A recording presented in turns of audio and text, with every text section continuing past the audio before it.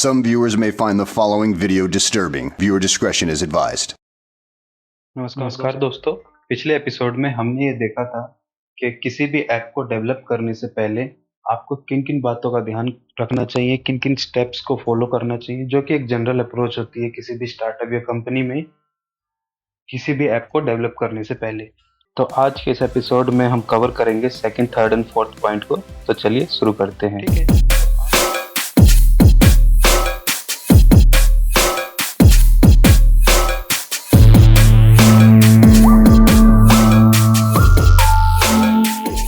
आज के इस एपिसोड में हम समझेंगे कि जो हम प्रोजेक्ट बनाने वाले हैं, जो हम ऐप डेवलप करने वाले हैं, उससे यूजर को क्या बेनिफिट होने वाला है, एज ए लर्नर आपको क्या बेनिफिट होने वाला है, और उससे ओवरऑल हमको क्या बेनिफिट होने वाला है। ठीक है। तो सबसे पहले मैं ये बता दूं, जो हम प्रोजेक्ट बनाने वाले हैं वो मेनली फोकस्ड है उन लोगों के लिए जो गेमिंग पसंद करते हैं, क्योंकि जैसे कि इसका नेम आप पढ़ पा रहे होगे, गेम्स बकेट हमने इसका नाम रख रखा है। तो उससे उसका मतलब ये है कि उसके अंदर गेम्स से रिलेटेड चीजें होने वाली हैं। एज ए लर्नर अगर आप इस ट्यूटोरियल को देख रहे हैं तो सबसे पहला बेनिफिट आपको जो मिलेगा वो तो ये मिलेगा कि ब्यूटीफुल स्क्रीन्स कैसे डिजाइन करते हैं, मतलब कि उसको कोड में कैसे कन्वर्ट करते हैं। ये जो आप साइड पे, राइट साइड पे देख पा रहे हैं, ये जो स्क्रीन है ये फिग्मा डिजाइन है। अब इसको हमको कोड में कैसे कन्वर्ट करना है, 100% उसको कन्वर्ट कैसे करना है वो आप सीखेंगे। फिर है एक प्रोजेक्ट को इनिशिएट जो करते हैं उसका सेटअप कैसे करते हैं, उसको स्ट्रक्चर कैसे करते हैं, वो हम सीखेंगे। और अब हम इसकी बात करते हैं फंक्शनैलिटी की। ठीक है। जो एक जनरल यूजर है जो इस ऐप को यूज करेगा, जब हम इसे लॉन्च कर देंगे तो उसको बेनिफिट क्या मिलने वाला है। उसको सबसे पहले बेनिफिट तो ये मिलेगा कि उसे लाइव गिव अवे के बारे में पता चलेगा कि किस प्लेटफॉर्म पे क्या क्या गिव अवे चल रहा है और टोटल गिव अवे का अमाउंट कितना है। फिर हम यहाँ पे उसको लिस्ट दिखाएंगे किस गेम का कितना गिव अवे है। और जब यूजर कार्ड पे क्लिक करेगा तो उसे उसकी एक कंप्लीट इंफॉर्मेशन दिखाएंगे कि उसको क्या क्या स्टेप्स फॉलो करने हैं, क्या इंस्ट्रक्शन फॉलो करना है उस गिव अवे को क्लेम करने के लिए। और साथ ही में जब वो क्लेम गिव अवे पे क्लिक करेगा तो एक्चुअल में हम उसको रिडायरेक्ट करेंगे एक नए पेज पे, जहां से कि एक्चुअल में वो वहां से क्लेम कर सकता है। दूसरा है कि हम यहाँ पे हम वेब व्यू इम्प्लीमेंट करेंगे। तो आप सीखेंगे कि वेब व्यू कैसे इम्प्लीमेंट करते हैं रिएक्ट नेटिव के अंदर में। फिर इसके अंदर बुक मार्क की फंक्शनैलिटी हम ऐड करेंगे, ताकि आप कोई भी यूजर अगर चाहे तो उस किसी भी लिंक को, किसी भी गेम को बुक मार्क कर सकता है, बुक मार्क को मैनेज कर सकता है, सर्च कर सकता है, डिलीट कर सकता है।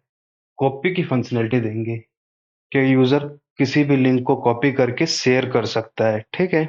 उसके बाद में अगर आप यहाँ देख पा रहे हैं टॉप में एक फिल्टर का आइकन है, मतलब कि यूजर कैटेगरी बेस पे भी फिल्टर कर सकता है और गेम्स के टाइप्स के बेस पे भी फिल्टर कर सकता है। जैसे क्या हो सकता है कि आप स्पेसिफिक एंड्रॉयड गेम्स के बारे में सर्च कर रहे हैं तो वो फिल्टर आप डायरेक्ट करके डायरेक्ट गिव अवे देख सकते हैं किस गेम में कितना गिव अवे चल रहा है।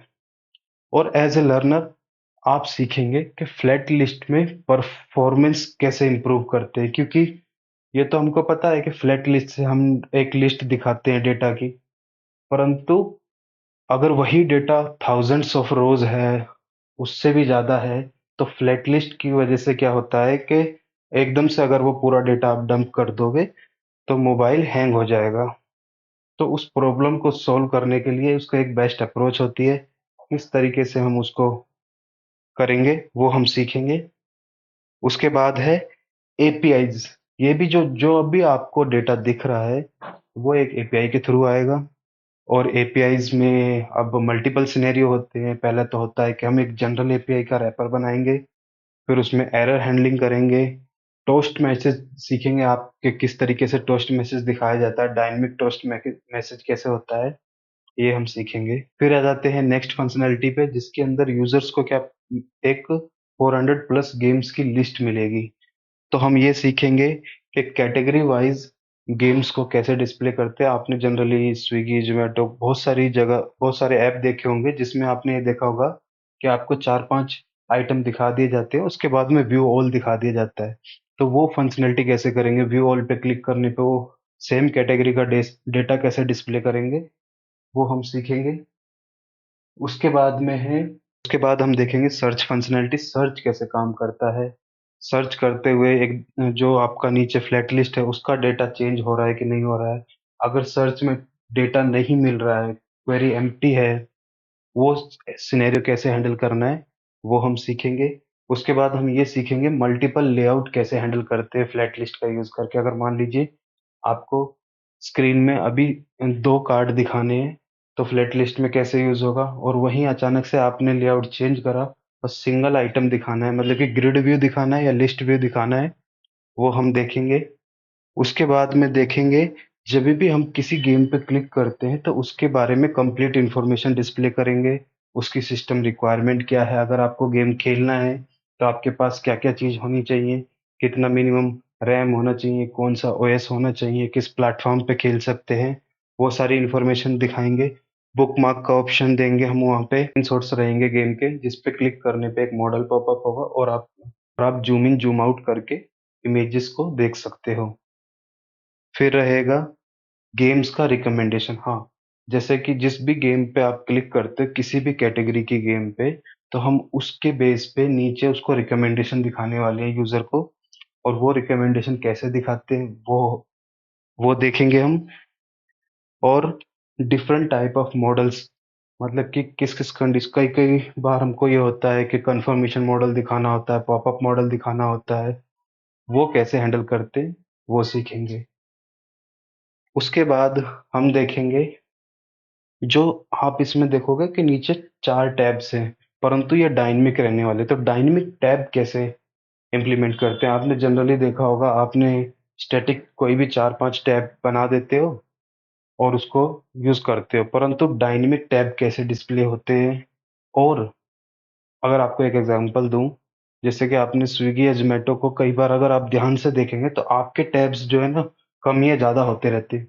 कभी 5 हो जाते हैं, कभी 4 हो जाते हैं, कभी 3 हो जाते हैं। वो कैसे होता है? तो वो होता है रिमोट कॉन्फ़िगरेशन से, मतलब कि हम रिमोटली सारा कॉन्फ़िगरेशन सेट करके रखते हैं। तो जभी भी हम रिमोट में कुछ भी चेंजेस करते हैं तो वो ऑटोमैटिकली ऐप में रिफ्लेक्ट कर जाता है। तो उसके लिए हम फायरबेस रिमोट कॉन्फ़िगरेशन यूज़ करेंगे।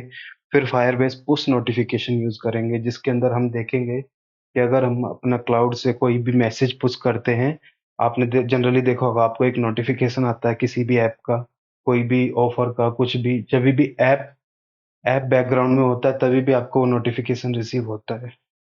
तो वो देखेंगे कि नोटिफिकेशन कैसे आता है। और एक नोटिफिकेशन होता है इन ऐप नोटिफिकेशन, मतलब कि आप अभी मोबाइल चला रहे हैं और बीच में अचानक से एक नोटिफिकेशन आता है, तो उसको कैसे हैंडल करते हैं वो देखेंगे। फिर हम देखेंगे रिडक्स रिडक्स परसिस्ट, पूरे ऐप का जो डेटा है वो ग्लोबली कैसे मैनेज करते हैं। स्टेट मैनेजमेंट लाइब्रेरी जिसे हम बोलते हैं रिडक्स, उसको यूज़ करने वाले हैं।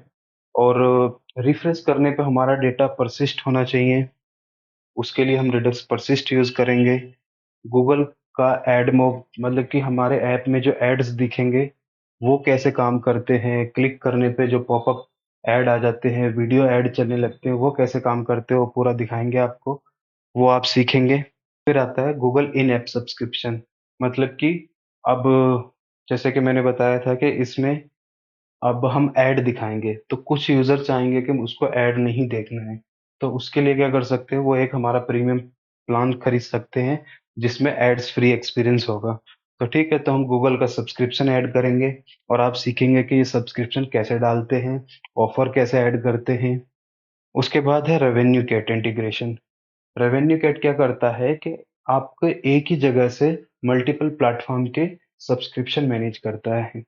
तो आप रेवेन्यू कैट में एक जगह पे सब्सक्रिप्शन का आईडी पास कर सकते हैं। जैसे से आपने गूगल प्ले स्टोर पे सब्सक्रिप्शन क्रिएट किए हैं और सेम ही आपने एप्पल स्टोर पे भी सब्सक्रिप्शन को क्रिएट किया है। तो रेवेन्यू कैट क्या है, उन दोनों को एक ही जगह से मैनेज करता है, और बेस्ड ऑन द प्लेटफॉर्म वो अलग-अलग सब्सक्रिप्शन डिस्प्ले कर सकते हैं, ठीक है? उसके बाद आता है ऑफर टैब।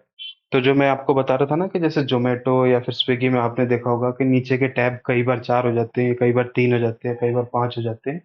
तो ऐसे ही हम भी उसको उस फंक्शनैलिटी को इम्प्लीमेंट करेंगे। ये ऑफर टैब क्या है कि हम उसमें क्या है कि अपनी तरफ से मान लो हम किसी थर्ड पार्टी के साथ कोलैबोरेट कर रहे हैं, जिनका ऐड हमको रन करना है या फिर जिनके बारे में हमको डिस्प्ले करना है, तो वो हम क्या करेंगे, एक वेब पेज से मेंटेन करेंगे। और अगर मान लो हमारे पास अभी फिलहाल के लिए कोई ऑफर नहीं है, तो उस केस में हम क्या करेंगे, इस ऑफर टैब को हाइड करके रखेंगे। तो वो कैसे होता है हम वो सीखेंगे, ठीक है। अब चलते हैं आगे। फिर आगे हम इसमें ये सीखेंगे कि सेटिंग स्क्रीन्स में हम ऐसे सेट क्या क्या सेटिंग्स डालने वाले हैं। और फंक्शनैलिटी हम ये चेक करेंगे कि आपने बहुत से ऐप में देखा होगा कि इंटरनेट वो चेक करते रहते हैं, क्योंकि हमारे ऐप में क्या है कि मल्टीपल एपीआई कॉल्स होने वाली हैं। हर एक पॉइंट पे हमको एपीआई कॉल करनी है, तो इंटरनेट चेक करना बहुत जरूरी है। तो हम एक पॉपअप दिखाएंगे जहाँ पे अगर यूजर ऑफलाइन है तो वो पॉपअप दिखाएगा कि please reconnect with the internet, there is no internet connectivity, ठीक है। उसके बाद ये कुछ पेजेस हैं, terms condition, FAQ, privacy policy, contact us form, जो कि बहुत ज़रूरी है अगर आप ऐप मार्केट में लॉन्च कर रहे हो। लोगों को लगना भी चाहिए कि वो रियल है। और वो कैसे पता चलेगा, जब आपकी टर्म्स कंडीशन होंगी उसके बारे में, आपका कॉन्टेक्ट अस का फॉर्म होगा, आपकी आपकी प्राइवेसी पॉलिसी क्या क्या है। तो ये सारी चीज़ें बहुत मैंडेटरी होती है अगर आप एक ऑफिशियल ऐप लॉन्च कर रहे हो, ठीक है। उसके बाद में होता है शेयर फंक्शनैलिटी, क्योंकि हो सकता है किसी को आपको ये ऐप पसंद आए या आपके दोस्त कोई भी जिसको ये ऐप कोई भी जो ये ऐप चला रहा है वो शेयर करना चाहता है, तो इसको शेयर कैसे करते हैं, पॉपअप कैसे आता है शेयर इन एनी प्लेटफॉर्म। फिर है हम यूजर को एक ऑप्शन देंगे कि वो अपना सब्सक्रिप्शन मैनेज कर सकता है। हाँ, फिर आपने देखा होगा कि जब भी आप प्ले स्टोर पे जाते हैं, किसी भी ऐप पे क्लिक करते हैं तो नीचे स्क्रीनशॉट्स आते हैं उसके, वो स्क्रीनशॉट डिजाइन कैसे करते हैं, उनको कैसे बनाते हैं, हम वो सीखेंगे। उसको भी जनरेट करने का तरीका होता है। आइकन कैसे जनरेट करते हैं ऐप का, स्प्लैश स्क्रीन कैसे दिखाते हैं, स्प्लैश स्क्रीन मतलब कि जब आपका लोगो लोड होता है या कुछ भी एनिमेशन चलता है वो कैसे करते हैं, वो हम सीखेंगे। उसके बाद में हम ये देखेंगे प्ले स्टोर पे ऐप डालने के टाइम पे क्या क्या सेटिंग्स की जाती हैं, कैसे वहाँ पे सब्सक्रिप्शन को मैनेज किया जाता है। फिर हम ये सीखेंगे कि ऐप को इंटरनल टेस्टिंग के लिए डिप्लॉय कैसे करते हैं, क्योंकि कभी भी ऐप को हम डायरेक्ट डिप्लॉय नहीं करते हैं। पहले क्या करते हैं कि उसमें एक इंटरनल टीम बनाते हैं, उनके बीच में ऐप को शेयर किया जाता है और वो टेस्ट करते हैं, और टेस्ट करने के बाद में हम देखते हैं कोई बग आया है कि नहीं आया है। उसके बाद में उसको फाइनली हम प्ले स्टोर पे डिप्लॉय करेंगे। तो वो सारा हम चीज़ देखने वाले हैं, साथ के साथ ही गिटहब में इसका कोड अपडेट करते रहेंगे, वर्जन मेंटेन करेंगे। तो ये सारी चीजें हैं जो आप इसमें सीखने वाले हैं, ठीक है। और कोशिश ये करें, जब भी ट्यूटोरियल आ रहा है यूट्यूब पे, तो आप उसको उसी टाइम पे फिनिश करें, क्योंकि अगर आप ये सोचेंगे कि पहले 10 एपिसोड आने दो फिर देखेंगे, तो उससे क्या है कि कभी भी नहीं हो पाएगा। क्योंकि अगर एक बार में आप ग्रास्प करना चाहोगे तो वो नहीं होगा, आपको साथ के साथ करना पड़ेगा, तभी आप एक्चुअल में वो समझ पाएंगे। अब हम समझते हैं इस प्रोजेक्ट की रिक्वायरमेंट क्या है, मतलब कि क्या क्या चीजें हमारे पास पहले से होनी चाहिए ताकि हमने जो फंक्शनैलिटी डिस्कस करी है उसको हम अचीव कर पाए। सबसे पहले तो आप अगर इसको सीखना चाहते हैं तो आपको मिनिमम जो है जावास्क्रिप्ट की नॉलेज होनी चाहिए, सीएसएस के बारे में पता होना चाहिए। हालांकि मैं ट्यूटोरियल में बीच बीच में सारे डाउट क्लियर करता चलूंगा, पर मिनिमम ये रिक्वायरमेंट है, ठीक है। फिर क्या है कि आपको आपके पास एक सिस्टम होना चाहिए, विंडो या मैक जो भी है, उसमें मिनिमम 8 GB रैम जरूरी है, तभी वो एंड्रॉयड स्टूडियो अच्छे से काम कर पाएगा। और एंड्रॉयड स्टूडियो आप पहले से इंस्टॉल कर ले, एक नेटिव की वेबसाइट पे जाइए और वहाँ पे एंड्रॉयड स्टूडियो को इंस्टॉल करने के लिए जो जो स्टेप मेंशन कर रखे हैं आप बस उसको फॉलो कर लीजिए। कोई भी ज़्यादा कॉम्प्लेक्स चीज़ नहीं है। और आपके सिस्टम में मिनिमम नोड का 18 वर्जन होना चाहिए, या फिर आप 20 भी रख सकते हैं, पर मिनिमम 18 होना चाहिए, ठीक है। अब हम समझते हैं कि हमको इस प्रोजेक्ट में थर्ड पार्टी लाइब्रेरी की जरूरत पड़ेगी, वो कौन कौन सी हैं। सबसे पहले तो हमको ये जो डिपेंडेंसी है वो ये है कि हमारे पास सारे डिज़ाइन रेडी होना चाहिए। जितने स्क्रीन्स हमको बनानी है वो सारे डिज़ाइन हमारे पास रेडी होने चाहिए, जो कि हमारा रेडी भी है। चलो पहले उनको देखते हैं।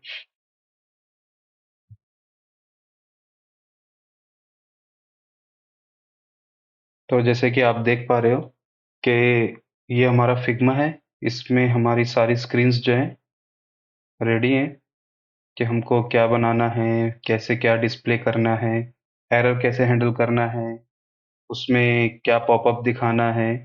ठीक है, तो ये सारी स्क्रीन्स हमारी रेडी हैं।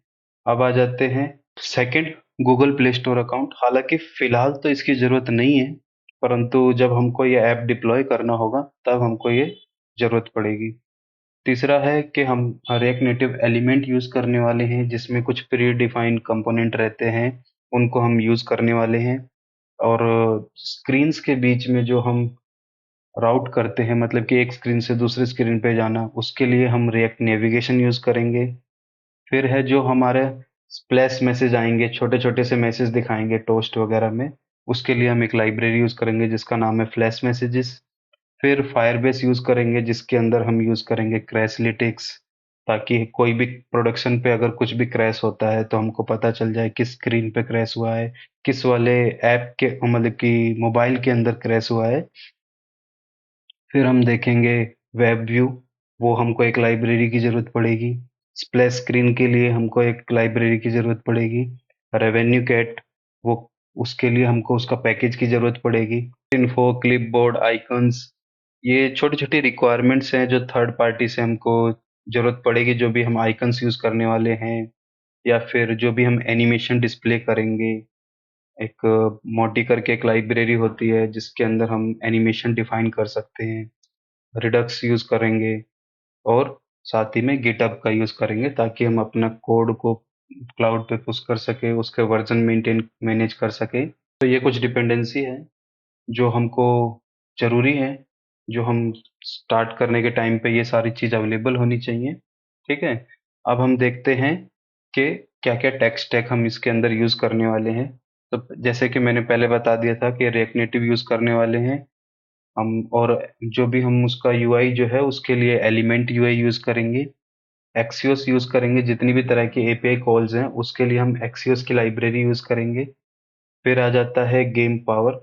गेम पावर एक्चुअली में हमको वो एपीआईज प्रोवाइड करता है जो गिव अवेज के लिए हमको चाहिए, फिल्टर्स के लिए चाहिए, अलग अलग कैटेगरी बेस पे सर्च जो करेंगे, वो सारी एपीआई जो है वो हमें गेम पावर से मिलेंगी। उसके बाद में जो हमको 400 प्लस गेम्स की जो लिस्टिंग दिखानी है, उसकी इंफॉर्मेशन दिखानी है, उसके एक्चुअल पर एक्चुअल पेज पे लेके जो जाना है, वो सारी जानकारी जो है वो एपीआई हमको फ्री टू गेम्स प्लेटफॉर्म से मिलेंगी। ठीक है, तो ये ओपन सोर्स है, हम वहां से लेंगे और ये एकदम रियल डेटा है। नेक्स्ट एपिसोड में हम ये समझेंगे कि प्रोजेक्ट को इनिशिएट कैसे करते हैं, प्रोजेक्ट का स्ट्रक्चर कैसे क्रिएट करते हैं। ठीक है, तब तक के लिए बाय बाय, जय हिंद। आज के ट्यूटोरियल में बस इतना ही, मिलते हैं आपसे नेक्स्ट ट्यूटोरियल में। और आशा करता हूँ आज का ट्यूटोरियल आपको पसंद आया होगा। अपना फीडबैक जरूर देना, क्योंकि पहली बार मैं ये रिकॉर्ड कर रहा हूँ, तो फीडबैक बहुत ज़रूरी है ताकि मैं उस हिसाब से चेंजेस करते रहूँ आने वाले जितने भी ट्यूटोरियल हैं उनमें।